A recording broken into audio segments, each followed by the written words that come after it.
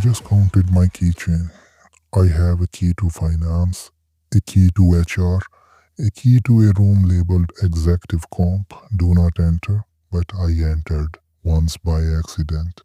Frankie, why do you have all of these?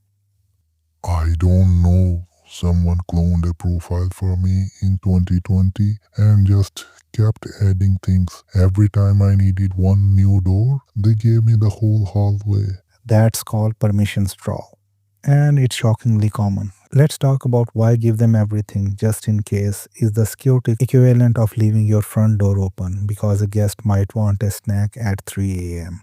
Okay, be honest. Is my key situation actually unusual or is this just normal Salesforce life?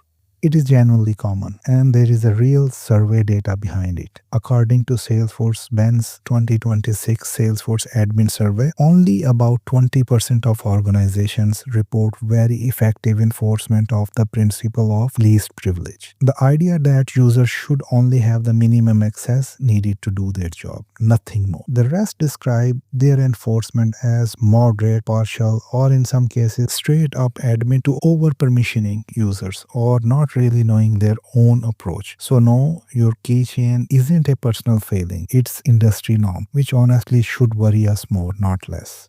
So I am not uniquely irresponsible. I am just averagely irresponsible. That's somehow both comforting and horrifying. How does someone end up with the master key to executive comp by accident? Though that feels like a specific failure. It almost never happens at one dramatic mistake. It happens gradually through completely reasonable sounding decisions in the moment. Someone needs temporary access to troubleshoot an issue and it's never revoked. A person changes department but keeps their old permissions layered on top of the new ones. A profile gets cloned years ago as a shortcut and then slowly expands, permission by permission, until nobody remembers what its original purpose even was. Before long, people can view, edit, export, or administer far more than their actual job requires. There is no single moment you can point to and say, that's when it went wrong.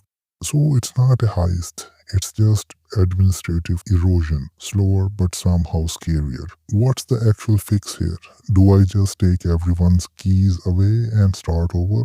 Almost, and Salesforce's own guidance is refreshingly specific about it. Start by assigning users to the minimum access Salesforce profile or clone of it rather than a broad feature-rich profile. Then layer on permission sets and permission sets groups based on what task someone actually does, not their job title. This matters because it's reusable instead of creating dozens of nearly identical profiles for slightly different roles. You build small, focused permission sets like account and contact access and bundle them into permission set groups that match your actual personas. If two personas share same task, you reuse the same permission set in both groups instead of duplicating it.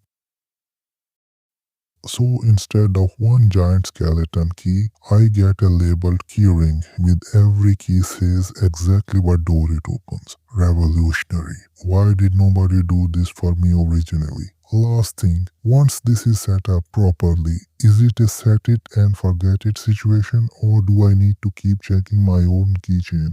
Definitely not set and forget. This needs to be an ongoing discipline, not a one-time project. Conducting a genuine privilege audit periodically. Review existing account and permissions to catch overprivileged user before they become a problem, not after.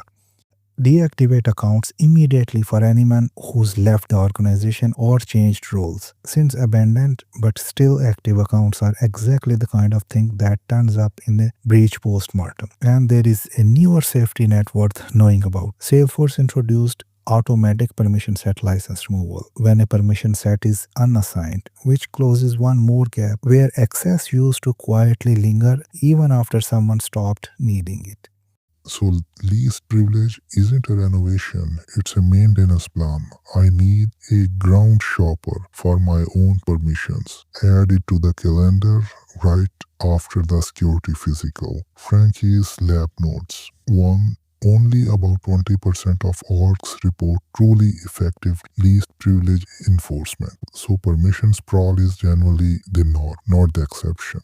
2. It builds up gradually through reasonable sounding exceptions, not one dramatic mistake. 3. The fix is minimum access profile plus task based reusable permission sets and permission set groups, not one off profile cloning. And 4. This needs a recurring privilege audit and immediate deactivation for anyone who's left or changed roles. It's maintenance, not a renovation. This has been Frankie's Lab Notes. I'm returning my key to Executive Com effective immediate.